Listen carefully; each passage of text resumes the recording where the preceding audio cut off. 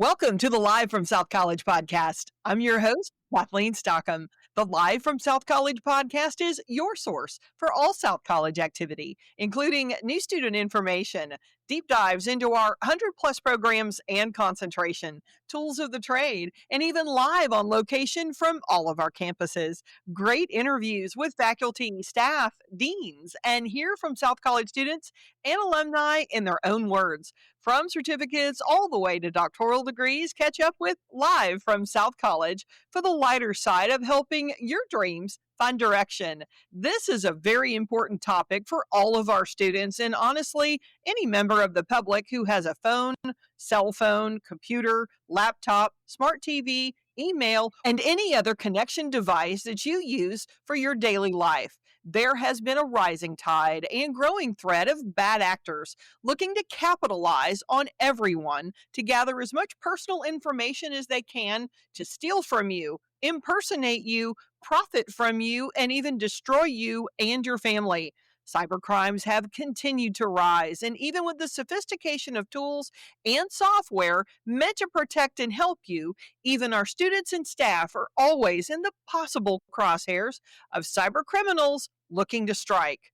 As a way to help you navigate these times, my guest today sits at the forefront of this work for South College. It is my pleasure to welcome Chief Information Officer for South College, Jeremy Underwood, to the podcast to help you make things a little safer for yourself and your family. Hey, Jeremy. Hi, Kathleen. Thank you so much. What an amazing introduction there, and just a great preview toward our topic today in cybersecurity. So really looking forward to this discussion. Yay. All right. Well, let's get started on this very important topic. Cybersecurity is becoming an increasing threat and concern and can certainly impact our students. I am hoping that we can help them today. So why is cybersecurity so important to understand for our students? Kathleen, cybersecurity, it isn't just about protecting South College. It's about protecting, or the students protecting, their identity and even their future. Students today are constantly online, applying for loans, submitting assignments, they're shopping, they're gaming, and they're sharing all sorts of personal information. Every action leaves a digital footprint. And if they don't understand how to protect themselves, that data can be misused or even stolen. And it's not just an individual impact. One student falling for a scam on a school network can ripple across the institution. And we certainly want for them to protect themselves and to help protect South College. Yeah, I mean, it's amazing because what we thought was kind of security concerns, even as late as maybe 4 or 5 years ago, are completely different today. So tell us, what exactly is ransomware and how do you avoid it? Ransomware is when a hacker locks your files or your device and demands money to give you back access. You can kind of think of it like if someone puts a digital lock on your laptop and says, pay me $500, you're going to lose all your homework assignments, your photos, your access to everything. It's actually an extremely growing concern. And with AI, we've got ransomware 2.0 and ransomware 3.0.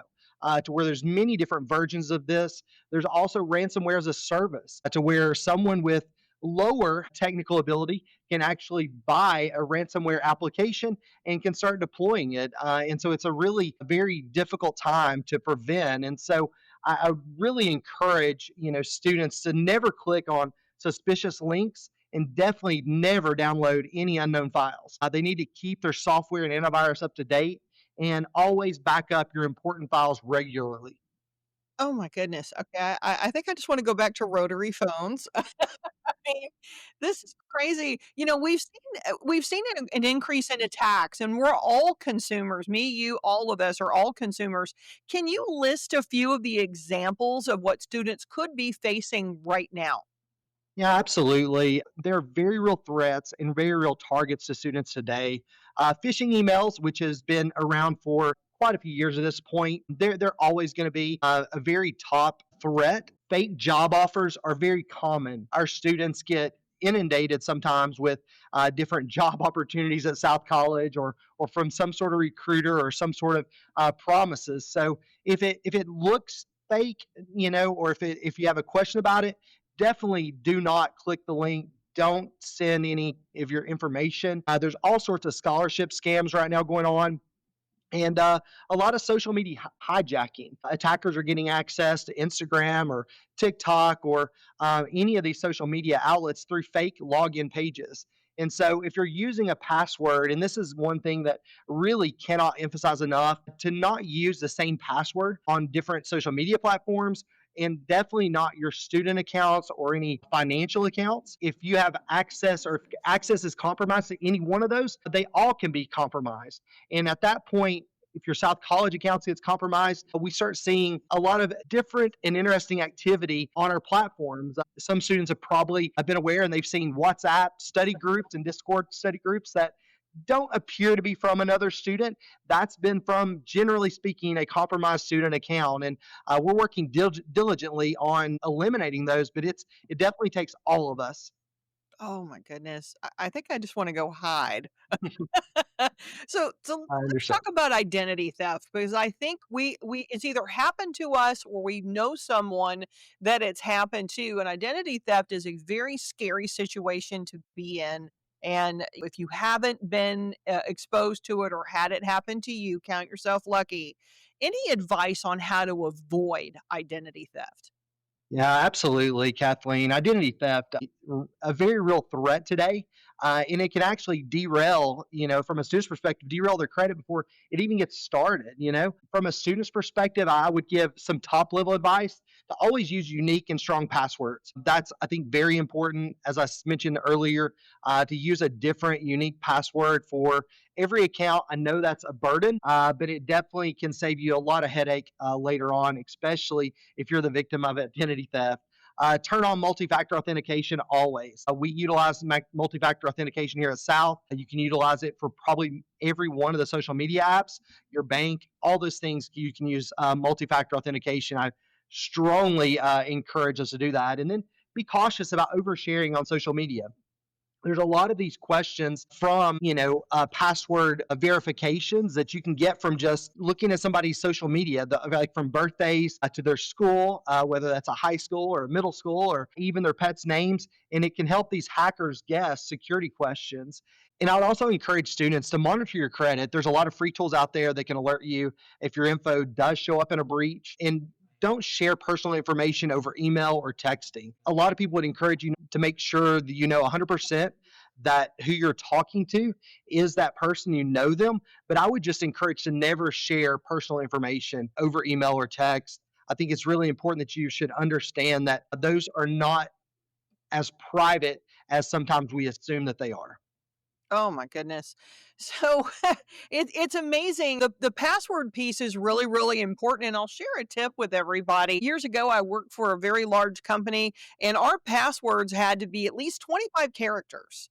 And in those 25 characters, I strongly recommend that you use something that you can remember, like song lyrics. Song lyrics are a really great way to have a long password that most people can't guess. If you have song lyrics that may even have a number somewhere in the lyrics, even better. But if you're struggling to come up with a really complicated password that you can definitely remember, but most importantly, to Jeremy's point, that you want to make sure no one can guess, I strongly recommend song lyrics. So just a little tip out there for everybody. So, what can students do to protect themselves and their families from increased risk at home and online? And what I mean more specifically is a lot of homes have devices. There are certain devices that are connected to e-commerce sites. You speak into the speaker, it orders things for you. We have obviously smart televisions that are listening to you. So give us some advice on how to protect yourself at home with your family on this topic.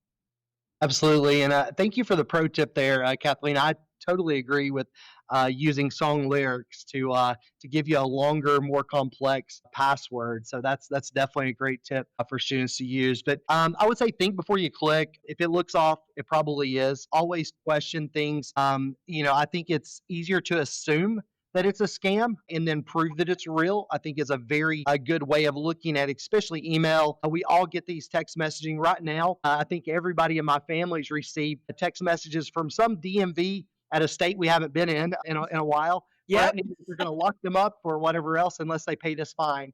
Well, clearly you can quickly look at those and determine that they're fake, even though they're well written. A lot of times you'll see a country code that's not even from the U.S. Obviously, the state of Florida isn't going to be sending you a text message from Nigeria, so that's not going to happen. So think about those things and question always using multi-factor authentication. There it is again. Continue to bring it up. Using on everything: email, banking, social media, school accounts. Clearly, all those things. Keep all your devices up to date. I know this is one of those things that everybody gets annoyed by, and it's like, I just want to keep delaying that annoying, device update.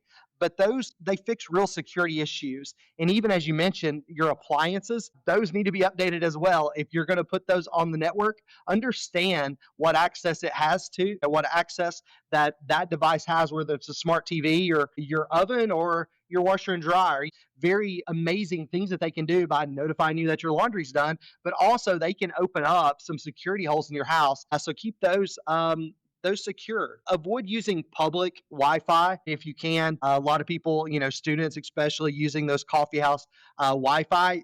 If it's not secure, people can actually steal your data from that connection. So make sure that you're connecting to a secure Wi-Fi. And in many cases, just don't even use public Wi-Fi if you don't have to. And then also talk to your family about scams. You mentioned families, they're targeting, your parents, your grandparents, and some of our students have your children. If they're getting the age where they're having devices, educate them on the threats out there, because there are very real threats that are attacking at every age level now. A really good point. And back to your point earlier about what you share on social media. Several weeks ago, I got a text message from a number I did not know, and it said, hello, and said it was my son. They used his correct name and said, I'm using a friend's phone. I'm in trouble. I need you to send me $100. Don't tell dad. And I looked at the text message and I thought about it and I thought about it. And for some reason, it just didn't sound like my son. But, I wanted to double check. And so the only thing I could do was ask a question that I knew that if it was really my son, he would know. And I said, did you feed the dog? Now, here's a tip: we don't have a dog. So I knew that if I asked, did you feed the dog, if it was really my son, he'd be like, what? But the person answered and said, "Yes, I fed him this morning." And that's when I knew that this was a fake text, but Yeah. they knew my son's name. And they also said, "Don't tell dad." So again, Mhm. they get very, very sophisticated. And again, it's easy to troll and figure out somebody's name and their family. And I think we've all received fake phishing emails. I know I certainly get them. I laugh at them, I delete them, and definitely fake texts, like I just mentioned, with links. What happens if you click one of those links? What do you give up? Well, if you click a link, you could be giving away your login credentials. A lot of times, that's what they're after. Is it takes you to a middle page that actually has you re-authenticate, and a lot of times it's very transparent to the user. You're just logging in to Microsoft or whatever device you normally would be, and they're able to steal those credentials in the middle. So you could be giving away your login credentials. You could be giving away access to your email, cloud storage, your iCloud accounts. I know students want to protect those. I mean, all these things you could be giving away if you click on a fake email or a link there. Your contact list, that's a big area where attackers like to get. They want to get your contact list so that they now can use that contact list to attack others, such as your example with your son there. It's like, okay, I'm going to send Kathleen's contacts, and I know Kathleen, I know who she is, I know a little bit about her. And so they can even control your device or your camera. There's so many things that can be done. And then the worst thing is if nothing happens right away. Yeah. That's way worse, because they lie and they wait, silently gathering your data. And that's one of the biggest things that's a fear from a corporate stance, is that an attacker is going to actually compromise our environment and just going to sit there and collect data. That's what Columbia University just experienced within the last couple of months. They had an attacker come in and they sat there and they exfiltrated 460 gigs of sensitive data. Incredible. 2.5 million students and faculty records. And so one of the largest breaches in US history, and all because a hacker chose to not identify themselves early on, and they just lied and they wait. Oh my goodness. Oh my goodness. Gosh. So, this I know it seems dire, but looking ahead, do you see this threat continuing to grow or stabilize based on what you know now?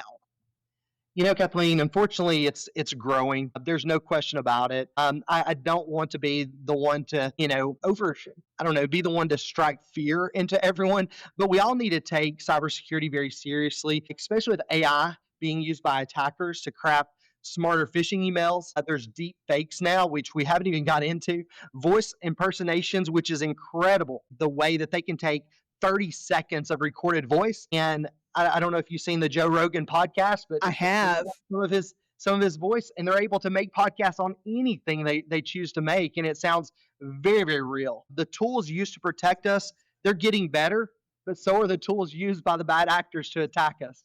So that's why we have to stay vigilant. Cybersecurity is no longer optional. It's a part of our digital life.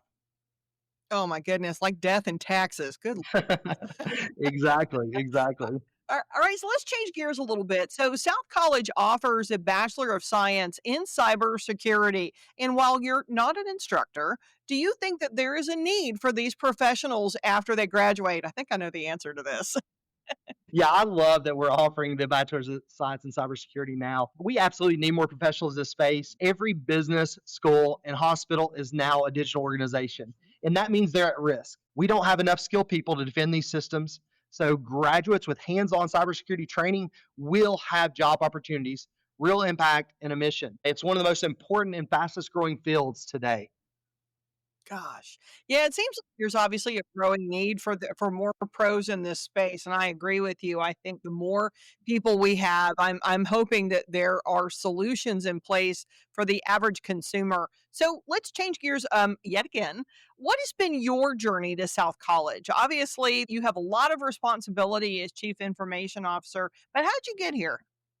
I joined South College because I'm passionate about meaningful work. I want purposeful work. And there are very few things more meaningful and purposeful than protecting the future of education. I saw the education community as being underserved, just to be honest, and cybersecurity was a large driver in this. I've been in cybersecurity about 20 years. And so my background rooted in technology leadership and cybersecurity, I've always been drawn to roles where I can bridge the strategy, the operations, and innovation. And South College really offered that unique opportunity to bring it all together in a mission driven environment. It's a place where I can lead with purpose and make an impact and help shape a secure foundation for students, staff, and the broader community, honestly. Oh, I love that. Yeah, we started, I think, within a few weeks of each other, if memory serves. So, hello. It's been a great ride. Yeah, oh, it's been awesome. So, little pop quiz for you. What kind of student were you in school? Ooh, kind of student out of school. I don't want to. My kids, it drives them crazy, but I was actually a good student. I Shocker. was Shocker.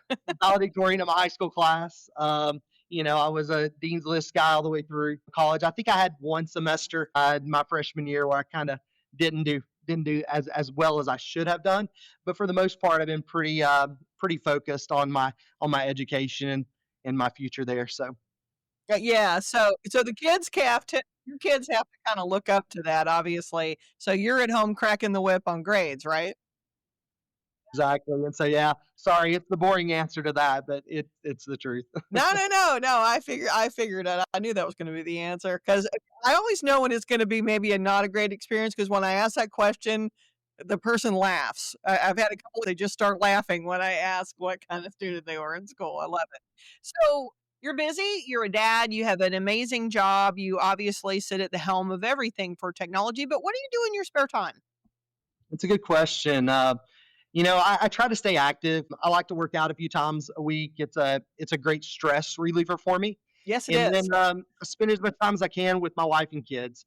My son's a golfer, so we enjoy playing, a round or two with him. And my daughters have always been dancers, so yeah, that means a lot of Friday nights under the lights and plenty of competitions throughout the year, which I know you know a lot about. And it's a busy schedule, but I wouldn't trade it for anything. Oh, I love that. See, that's awesome. That's very well rounded.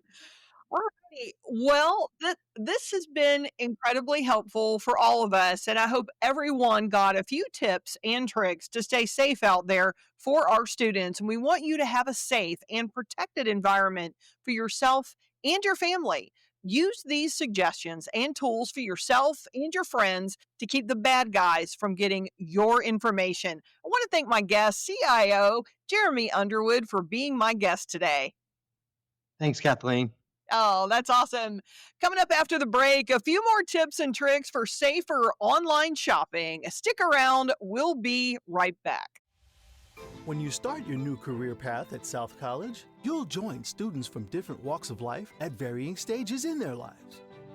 Many students are going back to school to finish degrees, while others are pursuing elevated education that will help them improve their potential in their current roles or for chasing a new direction. South College offers over 100 programs and concentrations with specialized focus on associate, bachelor's, master's, educational specialist, and doctoral degrees in healthcare, business, technology, education, and legal studies. We are regularly developing new academic programs based on local, regional, and national trends. Each curriculum is designed to promote development of knowledge and skills in the associated discipline as we challenge and support our students. South College is committed to providing intellectual, social, and professional development to a diverse student body. With locations in Knoxville, Tennessee, Nashville, Tennessee, Atlanta, Georgia, Asheville, North Carolina, Orlando, Florida, Indianapolis, Indiana, Pittsburgh, Pennsylvania, Dallas, Texas, and Marietta, Georgia, as well as programs delivered through competency-based education, or CBE, and online. We're here with you every step of the way, starting with the admissions process. To find out more, visit South College at south.edu. South College, where dreams find direction. Welcome back. Before all things South College, I spent 28 years in e-commerce and online shopping for several companies you most definitely have heard of. And trust me when I tell you, I have seen it all as it relates to scams, thefts, and online crimes. Here are a few tips to hopefully help you shop safe out there. Tip number 1. Buy from companies you know. It's important. Regardless of how many ads you see or how great the Instagram videos and ads are, double check before you purchase from a company you don't know or have not heard of before. Don't just Google the company name and reviews either. Use sites that are trusted. They are review sites like Trustpilot and SiteJabber. These third-party sites allow for candid and detailed reviews for pretty much every e-commerce site there is, and you will see quickly if this website with the great Instagram ads is legitimate, or if consumers paid and never got their product. Pay attention to that. It's important. Tip number 2. Have you received an email from a big brand like Lowe's or Home Depot or Costco telling you that you've won a big prize? Chances are it's complete garbage. But here's a tip to know for sure. Open the email, and without clicking any links in the body of the email, either highlight or tap the email address it came from. The email address may say Lowe's customer service, but when you tap, the actual email link it says may be bob123xyz@gmail.com. Of course, that's not the Lowe's customer service email address.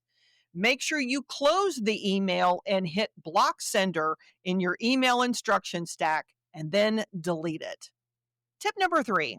Received a text message from Amazon letting you know they need you to click a link to verify delivery of a package?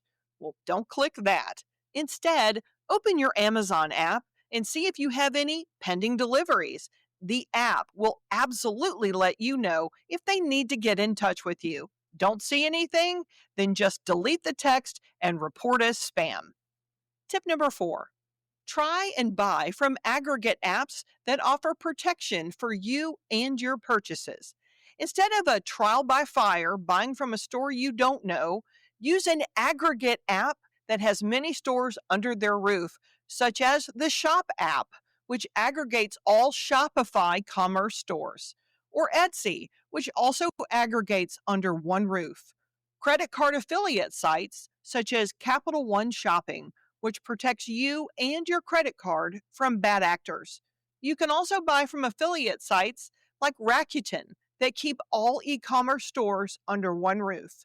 And you get cash back the more you shop. That's pretty awesome.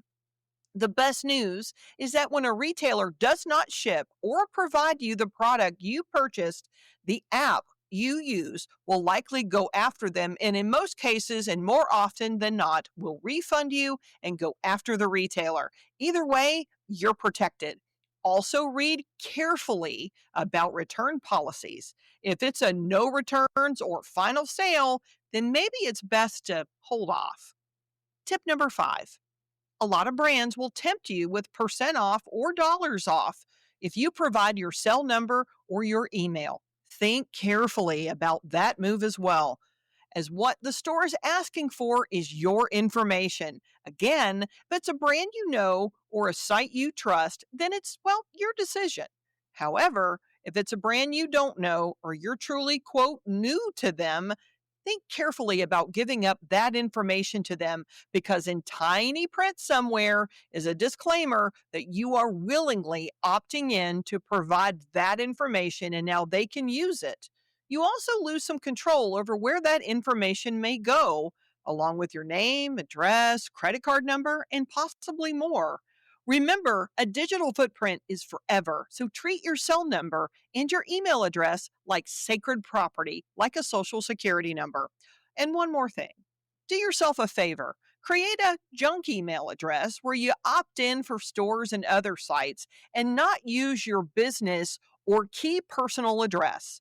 By using a junk email address, it does become slightly harder to compromise your info that you're likely to use for, rent or mortgage payments or any official business.